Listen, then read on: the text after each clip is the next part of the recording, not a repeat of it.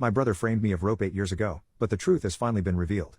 In February 2016, I got into a major accident and spent a good part of 5 weeks in recovery.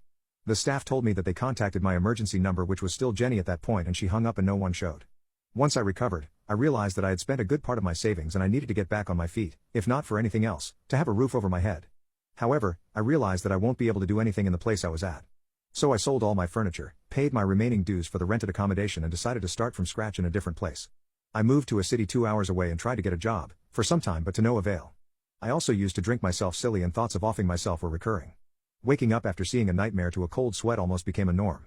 For 4 months, this went by, after which I ran into an old acquaintance, James, from college. We greeted each other and talked about our lives for a bit.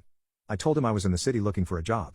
He told me he had just quit and was planning on setting up a management consulting firm of his own. He then invited me to a drink later on, where after a lot of talking about our professional lives he offered me an opportunity to work with him, as he needed a couple of people who knew their stuff. At this point I thought I needed to work my butt off to get my mind off these thoughts. So I agreed, but I told him I wanted to meet him and his team and talk to them before we moved forward. 2 days later, he introduced me to another guy, Derek, and told me that currently it will be just the 3 of us going forward. I shook hands with Derek and told them that before they proceeded further, I had something to say. I then proceeded to spill the beans on everything that had happened to me during that time and how I was disowned and divorced because of it, with the tears coming through in between. James and Derek told me that they felt sorry for me, but also told me that if there was no criminal record on my person, then there would be no issue. I stated that police never came to my house, and they were relieved. James did mention that to be on the safer side, he's going to ask someone to run a full background check, and I understood his position and agreed. During this time I was living in a run-down place that I rented to minimize my expenses. I waited patiently for 2 weeks but was still looking for jobs in other places in case things didn't work out. 2 weeks later, James called me and we met up later that day. He stated my record is clean of any rope, and welcomed me to the team. After that I threw myself to my work and started therapy sessions. On the advice of Derek, I also joined a gym and vented a lot of my frustration on the punching bag. Derek and I became gym brothers, and I basically looked at him as an older brother, as he was essentially my older brother Henry's age. By the end of 2018, I had a good amount of control back in my life, the consulting firm took off and the money rolled in. I rented out a nice apartment in a decent neighborhood. The Band-Aid also came off to an extent, and I realized I needed to do some necessary steps to move on. I went to a courthouse and changed my last name officially on record.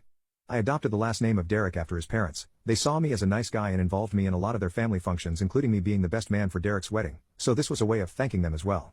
I tried dating a bit, but it never worked out for me due to my emotional issues, till I started dating Kim in 2019. She was half Korean and half Italian. I met her at a coffee place where I picked up my coffee and on occasion sat there. She used to work behind the counter. We saw each other only for the order, but once when Derek and I were there and he noticed that she was constantly looking at me, he told me that I should ask her out. I approached a bit hesitant and asked her out for drinks later that day. We had a nice date and she said that she hoped we could see each other again. On my second date with her I told her my background, and to my surprise, she understood and wanted to keep seeing me. At this point I was skeptical, and even cried a bit, because I couldn't believe that I could even find a bit of normalcy restored in my life. We went out for a few dates and really enjoyed each other's company, and it felt that I was finally able to start healing.